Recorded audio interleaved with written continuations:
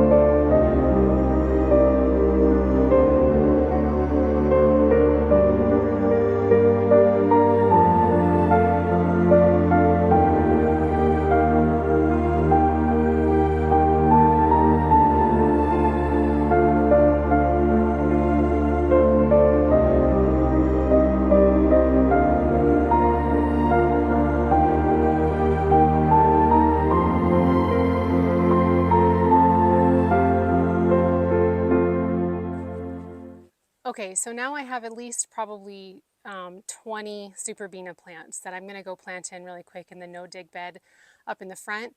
I'm going to put down some biotone, plant them in, water them in really well. Should be pretty easy because it's like brand new soil, and it is premium garden soil. So in case you didn't watch the videos where I installed the bed, it's not just straight compost, it's actually garden soil.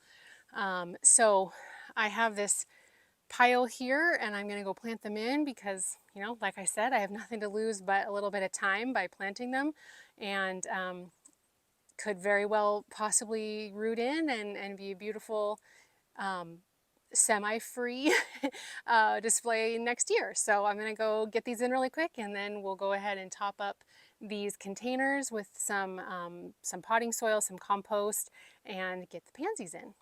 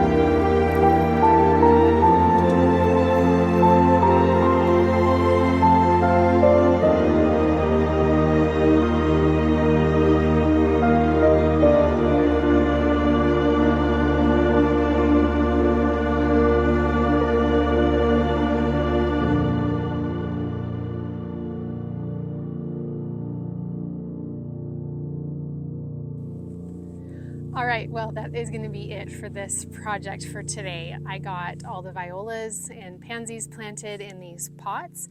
We started out by cleaning up the pathway back here in the shade garden.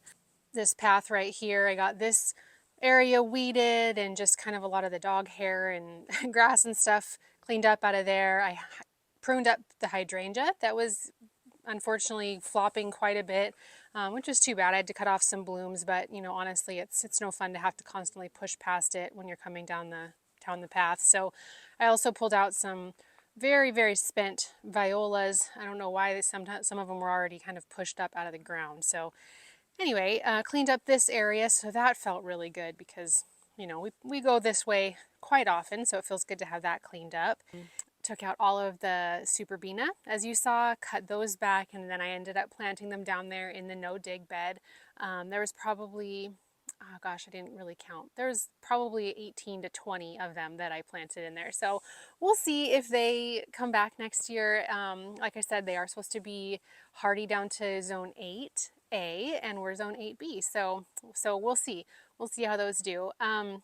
And then yeah, I got all of the cute little pansies and violas planted in under these boxwoods. So I'll just turn you around and show you the end result on those ones. So it looks so much tidier, obviously, you know. I mean, the Super Bea was pretty and it did its thing over the season, but you know, there's just something about cleaning out containers and filling them with new, fresh little compact, well-behaved plants. So I just think these turned out really sweet. They're not, you know, they're not too much. They're just pretty simple but beautiful color, and I just think that they really look a lot better. I didn't add any new soil. I just put in some slow release fertilizer and then also some compost around the flowers. So these ones are actually, these are the Sizzle Frizzle, and I didn't realize when I purchased them that it's fine, but that they are actually pansies. I thought because they had a smaller bloom, you know, similar to the size of this viola, that they were violas, but they are actually pansies. So I just did one every other. So there's this variety there, you know, and they vary a little bit, but then this solid viola, and those just go all the way around. Oh, and we also took all the blueberries off of the blueberry plants and gave those out to the chickens. They were just kind of, you know, overly ripe and just, you know, not tasting the best anymore. So figured the chickens would enjoy those, and now they can, I guess, go to sleep for the season. I'm not really sure. I haven't ever grown blueberries in containers. They're supposed to be evergreen, I guess. So, and they get very beautiful fall and winter colors. I purchased them early in the spring, and they were like a purpley color. So that was what first attracted me to these blueberries. So we'll see how those do. But anyway, I got the rest of the patio cleaned up and blown off and all this stuff. We didn't get the swing up, but you know, that's just a project for another day. And yeah, it just was such a beautiful day. Definitely fall is for sure in the air. It felt so refreshing to be out here and to get this space cleaned up, especially now that, you know, we're inside a little bit more and we look out our back window and we see this area, and I am happy to have it nice and tidy again. And it'll be a bonus if all those Super Beas, or even any of them, take and hold and come back next year. That'd be really cool. So anyways, thanks for hanging out with me today while I cleaned up the back patio and planted up these containers. And yeah, I hope that you guys are getting out into your garden spaces and enjoying kind of making this transition from summer into fall and enjoying these shorter days, but maybe kind of slower days too. So I know I definitely am. So anyway, thanks for watching, and we'll see you in the next video. Bye.